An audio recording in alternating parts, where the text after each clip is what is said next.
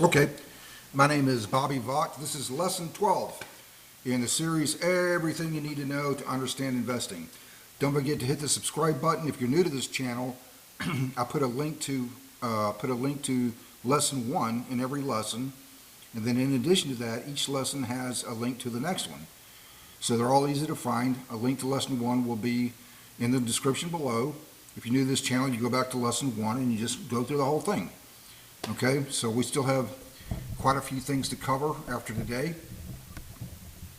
Excuse me, just adjusting the cameras a little bit there. Okay, so lesson 12. There is no such thing as buy and hold indefinitely. And I mean nothing. Oftentimes I start my day with Yahoo News, just the basic front page Yahoo News. I like to, I take a look at it, see what's going on in the world.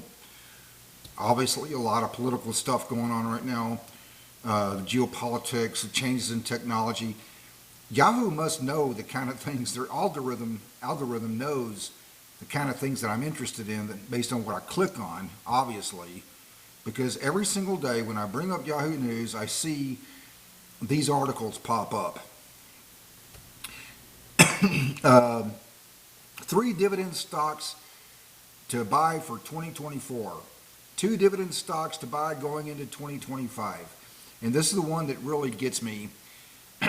3 dividend stocks to buy and hold for the rest of your life. You see that once in a while. Buy it and hold it until the sun blows up. And when I see that one, I go, yeah. That does not mean, and sometimes I check those out, that doesn't mean that one of those stocks couldn't be a good buy right now, but it's not buy and blindly hold indefinitely. There's nothing that in your portfolio that you can treat that way, and I'm going to prove it to you right now, okay? So here is a list of the Dow 30, the Dow Jones Industrial Average 30 stocks from August 15th, 1933. It would have been 91 years ago. Okay, here's a list of them right here. So 1, 2, 3, 4, 5, 6, 7, 8, 9, 10 times 3 columns, 30 companies. Okay, so just go through a few of these and just kind of, I'm not going to talk about every one of these. It would take too long. I'm just going to pick out a few of them. Okay, Allied Chemical and Dye Corporation. That company, as I recall, they merged with somebody. So nothing really wrong with that. When you see a merger or an acquisition, especially an acquisition, oftentimes a company that's being acquired, if you own it, you'll see a spike up in the price, which is a good thing. American Can Company, just exactly what it sounds like. They made 10 cans. They were purchased by somebody. American Smelting and Refining Company. They were out of Arizona, Tucson, I think, which is, I believe is Tucson. I used to live in Tucson, lived there for 4 years, but they're basically a mining company. They were bought out by some company in Mexico. Here's where it gets really interesting, and this is the point that I really wanted to get towards, okay? Bethlehem Steel Corporation. Bethlehem Steel was a big-time giant in American industry for a long time. Bethlehem Steel Corporation. They don't exist anymore. A lot of it had to do with foreign competition in the steel business. Some of it had to do with changes in technology. Steel is obviously still very important, but not as important as it used to be. They're out of business. Borden Inc. Borden. That one's interesting. I know they still exist because you can buy, I still see their product. You know who Borden is. It was founded by Lizzie Borden. No, that's a joke. It was not founded by Lizzie Borden. Borden, they put milk in those containers, right?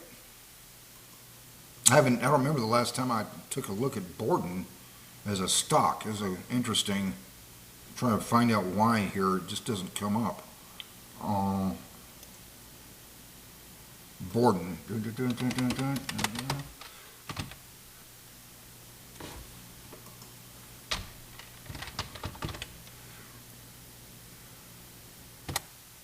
And there's our answer. It's private equity now. Okay? So the private equity does not, if you own something and it goes to private equity, so it's, in other words, no longer a publicly traded company, it's not necessarily a bad thing.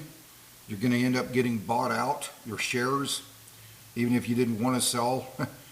But a quick story, I had about 2.5 to 3 years ago, I bought MDC Holdings, they're home builders, and so I bought it, and then the price, right after I bought it, the price kind of went down a bit, and then I bought some more shares, and it went back up to well above where the first purchase, so it worked out well for me, but it went private equity. This happens rarely, very rare in your portfolio, but in fact, this is the only time it's happened to me since I've been investing, excuse me, since I made my first investment in 1987. It's the only time this has happened to me, where it went private equity and I just got bought out. It wasn't necessarily a bad thing. They bought out all my shares, so, except that I didn't really want to sell it. I had big dreams for MDC Holdings, and they, forced me out. Got the money back and then some, made a nice gain on it, that's fine. But in any event, okay, so let's keep going here. So that explains why Borden wouldn't be on the Dow 30 anymore. It's now private equity. Coca-Cola Company was a Dow 30 company in 1933. So I think Warren Buffett was probably born about that time, 1933, give or take. See, 67 and 24. Yeah, that would have been roughly about the time that Warren Buffett was born, give or take a year or two. So he didn't even own Coca-Cola in 1933. It would have been about the time he was born. But in any event, Coca-Cola did real well for Warren Buffett. Obviously still around, American icon. It's done really well for Warren Buffett, obviously, over the period of years. It did real well for him. I don't happen to think it's necessarily the best buy right now. I even think there's better buys in that space than Coca-Cola, but there's nothing wrong with it. Back up a little bit here. Chrysler Corporation. Yeah, boy. I don't like auto companies. I just don't like owning them. Too much research and development costs. It's not what you want. I don't like, for the same reason I don't like pharmaceutical companies. They always have ridiculous amounts of research and development costs. Pfizer, they have a real nice yield. It's well over, I believe it to be well over 5% right now. Let's take a look at that. Pfizer, what's their dividend yield right now? And I'm going to tell you why I don't like it. It looks like a nice dividend yield. 5.83% dividend yield, Pfizer. Go back to lesson 2, okay? And I emphasize this all the time when you're picking stocks. Wayne Gretzky, don't skate to where the puck is, skate to where it's going. In investing, that means don't just blindly look at buying high yield. Skate to where the puck is going. You want to look at revenue growth. I talked a lot about this in lesson 3. Revenue growth, earnings per share growth, dividend growth. Later, we also talked about profit margin and other metrics. But here's the problem, okay? Pfizer, they have a very high payout ratio. In fact, we can look that up too. Let's see what it is. Payout ratio, as you recall from lesson 3, was dividends divided by earnings. You're looking for a low number there, not high. Payout ratio for Pfizer. Oh my gosh. What? Okay, that's ridiculous. 443%, according to that, anyway.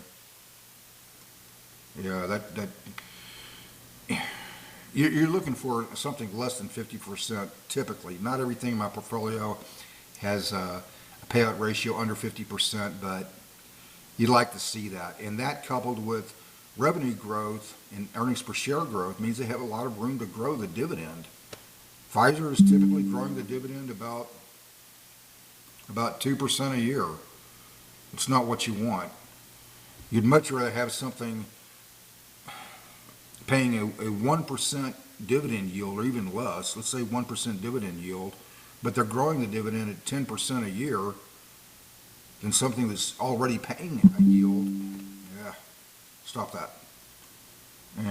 Every time I get an email, that thing dings.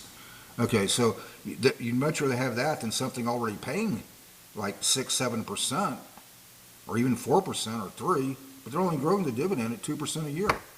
So they have room to grow the dividend. Okay, so anyway, let's go back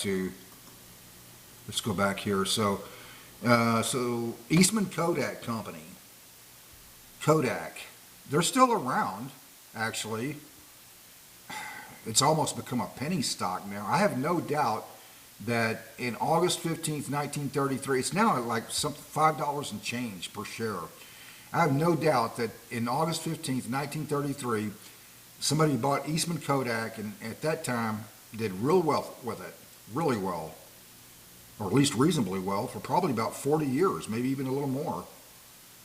First off, if you've been around to buy Eastman Kodak in 1933, that was 91 years ago, so you're probably dead now.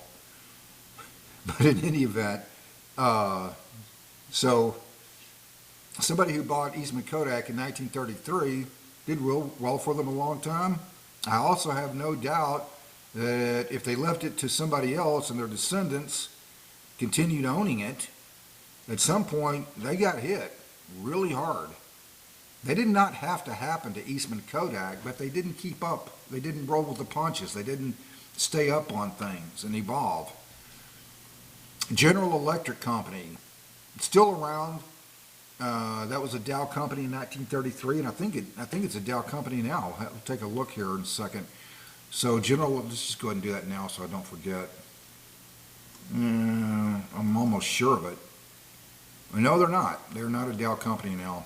Not a Dow 30 company. Go back to this other list. So General Electric was a Dow 30 company in 1933. They're still around.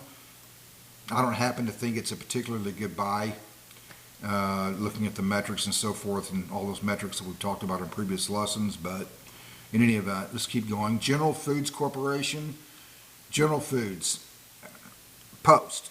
If you saw Post cereal in a grocery store, that's General Foods. They merged, I believe they merged with Kraft, and that later became Kraft Heinz. Okay. Kraft Heinz, again, in that space, I think there's better buys even in that space, but in any event, let's keep going here. General Motors Corporation, you can buy General Motors. I don't like the auto industry.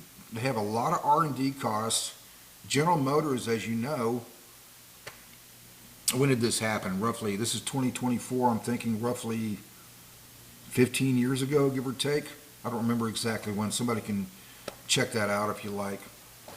If it wasn't 15 years ago, I'm not very far off, a couple of years in either direction there. But so General Motors at that time, roughly about 15 years ago, they just went kaput.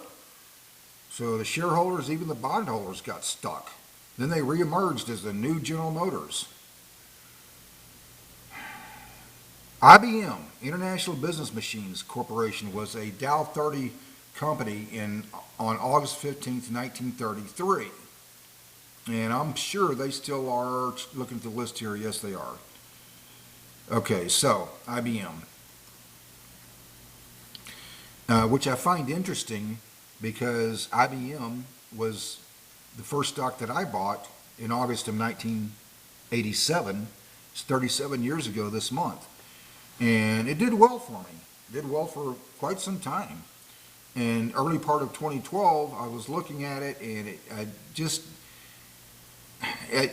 thought it was a dinosaur whose time had passed, and it was time to move on to something else. I sold it, and as it turned out, I'm glad I did. Some of these companies are, but they're still around. You could still own it if you wanted to, but yeah. Some of these companies are a little bit ambiguous as to their current existence. Example, the next one, International Harvester Company. They sold the name to somebody, and then they reemerged as Navistar. They had big time financial problems going on. So they reemerged as Navistar, and in any event, let's keep going here. Johns Manville Company, once again, company that went private equity.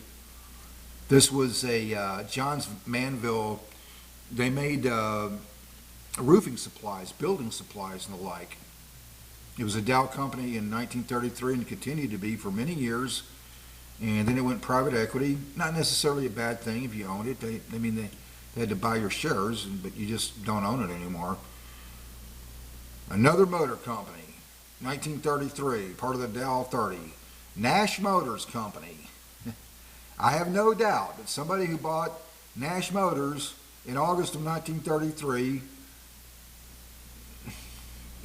near the beginning of the Depression, thought, yeah, I got the world by the tail now. I figured it out.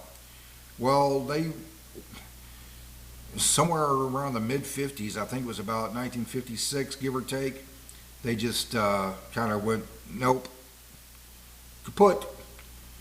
As I understand it, I remember from reading this somewhere that somehow they were associated also with American Motors Company, or maybe they merged with American Motors Company or something like that. But they didn't do well either.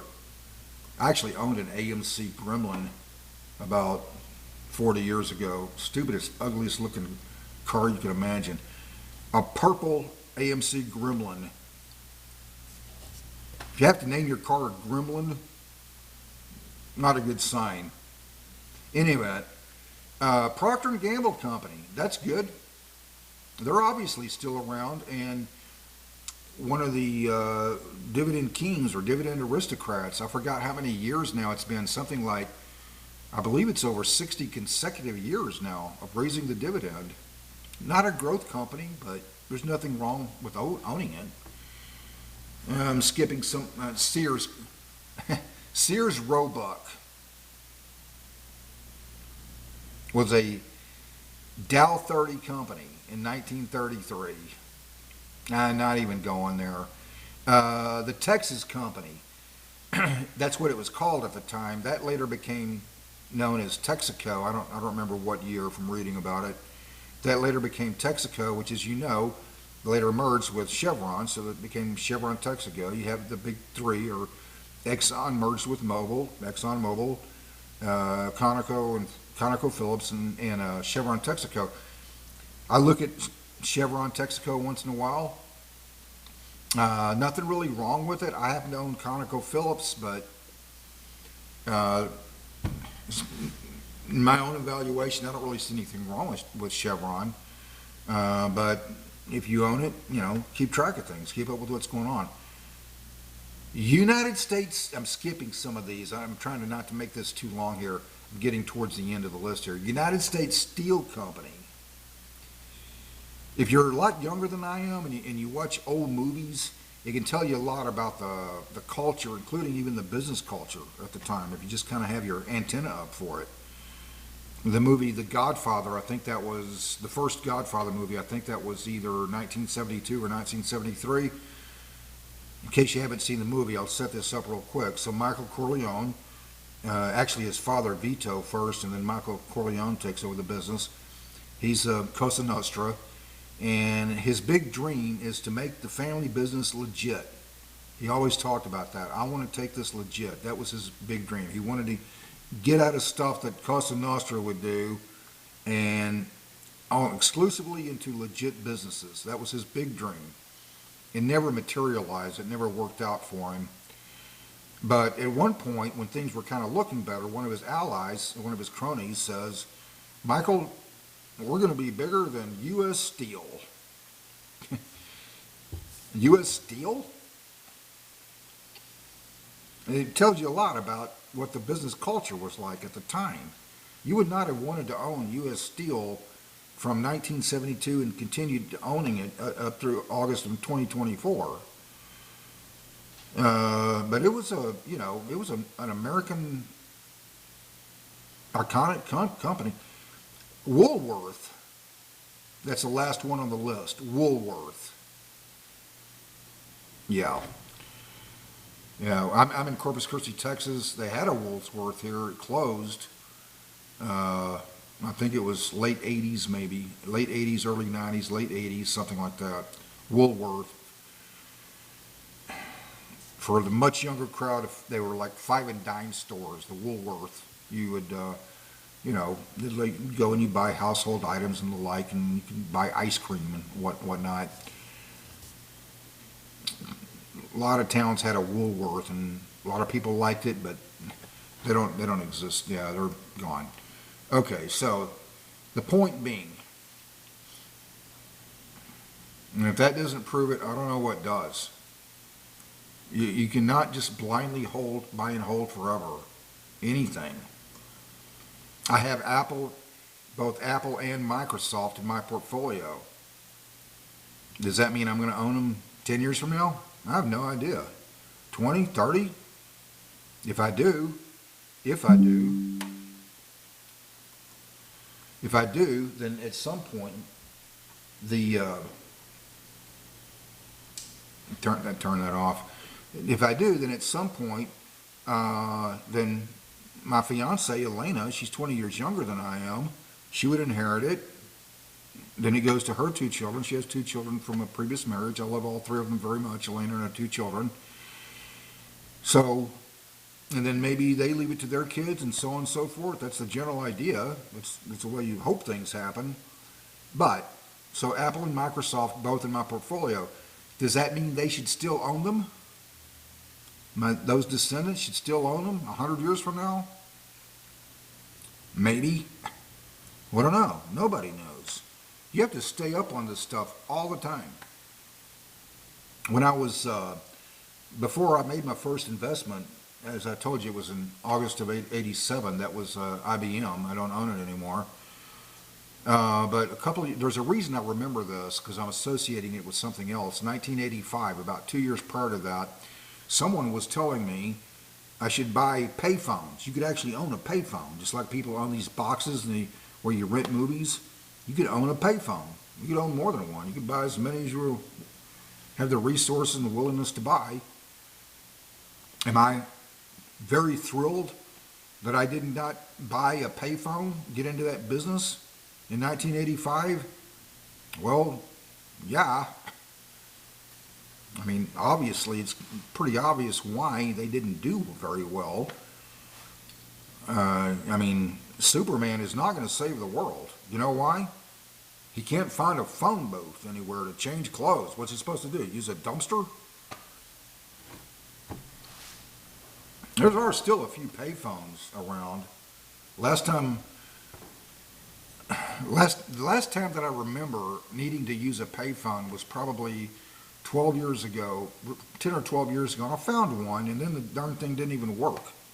Yeah, they don't even work now. You see one, and it may not even do anything. But in any event, so technology changes. You have to stay up on this stuff all the time. Everything. In my opinion, you do better with the individual stocks if you're willing to stay up on it and pay attention to what's going on. If you see profit margins declining, and you update that on your spreadsheet all the time, you see profit margins declining of something that's in your portfolio, it doesn't necessarily mean sell, but you probably want to dig in a little bit. Read every article you can find on that company, or at least several of them, enough until you kind of get an idea of what's going on. A profit margin declining, that's a metric. Why? Why is it declining? What's going on here? Okay? So you have to stay up on this stuff all the time. I'm not real big on trading. I have 28 stocks in my portfolio. For many people, that would be really too many, but I have the time and the willingness to put forth the effort and to stay up on this stuff all the time. One of my favorite things to do is, and I do this very frequently, I'll just take one stock in my portfolio and reanalyze the whole thing and asking myself this question: if I didn't own it, which I do, but if it wasn't in my portfolio, would I still buy it right now? The answer to the question is yes, great. The answer to that question is no, Well, that's obviously something to think about. And there's a difference between how you treat things that are in your Roth, for example, where things are easier to maneuver because you don't have to take the capital gains tax into consideration. If it's in a regular trading account, like not a Roth, for example, well, yeah, you held it for a while, then you have to kind of take that into consideration. Do I want to incur that capital gains tax? There's no real good formula that you can look at to say, yep, this is the formula. I've taken the capital gains tax into consideration. I need to sell anyway, or not. But it's something just to think about. If the answer to that question is no, I would not buy it if it weren't in my portfolio right now. Well, then obviously that's a reason to, something to consider, especially if it's in a regular trading, especially if it's in your Roth. But if it's in a regular trading account, you have to take the capital gains into consideration, and therefore a capital gains tax.